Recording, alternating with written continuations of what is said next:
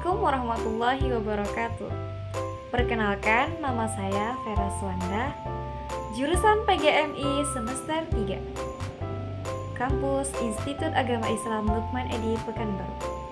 Di video kali ini, aku akan membahas tentang kelebihan dan kekurangan TIK di berbagai bidang. Ada di bidang pendidikan, pertanian, perkebunan, ekonomi, bisnis, dan juga di bidang TIK informatika sosial. Nah, kita lanjut aja, cekidot. Kita langsung aja masuki kelebihan TIK di bidang pendidikan. Yang pertama ada informasi yang dibutuhkan akan semakin cepat dan mudah diakses untuk kepentingan pendidikan. Yang kedua, inovasi dalam pembelajaran semakin berkembang dengan adanya inovasi e-learning yang semakin memudahkan proses pendidikan. Yang ketiga, kemajuan TIK juga akan memungkinkan berkembangnya kelas virtual atau kelas yang berbasis telekonferensi yang tidak mengharuskan sang pendidik dan peserta didik berada dalam satu ruangan. Kita masuki kekurangan TIK di bidang pendidikan. Kekurangan TIK di bidang pendidikan terbagi menjadi 4. Yang pertama, penggunaan internet memerlukan infrastruktur yang memadai. Yang kedua, penggunaan internet yang mahal. Yang ketiga, kurangnya pergaulan di kalangan masyarakat. Yang keempat, beberapa mengalami masalah di penataan ekonomi yang lemah. Nah, itu tadi ya teman-teman, kekurangan dan kelebihan TIK di bidang pendidikan. Ternyata lebih banyak kekurangannya ya, dampak negatif yang terjadi di kalangan masyarakat. Selanjutnya, kita masuki kekurangan dan kelebihan TIK di bidang pertanian dan perkebunan. Lanjut. Kelebihan TIK di bidang pertanian dan perkebunan ada 3. Yang pertama, membantu petani dalam proses pengambilan keputusan. Yang kedua, kepemilikan lahan pertanian. Yang ketiga, perjanjian sewa guna usaha, ekonomi mesin, dan pemasaran produk. Kekurangannya TIK di bidang pertanian dan perkebunan. Yang pertama, timbulnya degradasi lahan. Yang kedua, hilangnya hutan akibat pembukaan lahan. Yang ketiga, meningkatnya gas karbon dioksida karena pembakaran hutan. Yang keempat, kurangnya interaksi sosial antara masyarakat.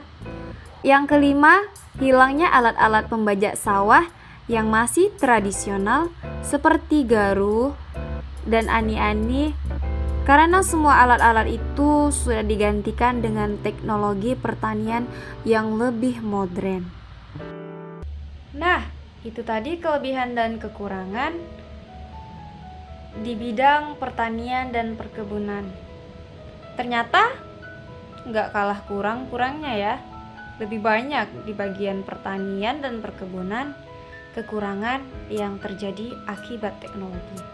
Selanjutnya kita masuki di bidang ekonomi dan bisnis.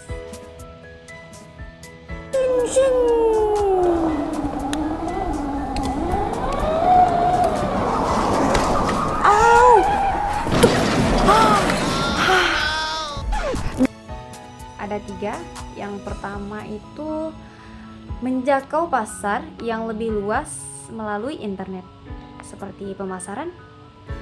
Yang kedua, meningkatkan efisiensi melalui optimasi proses bisnis.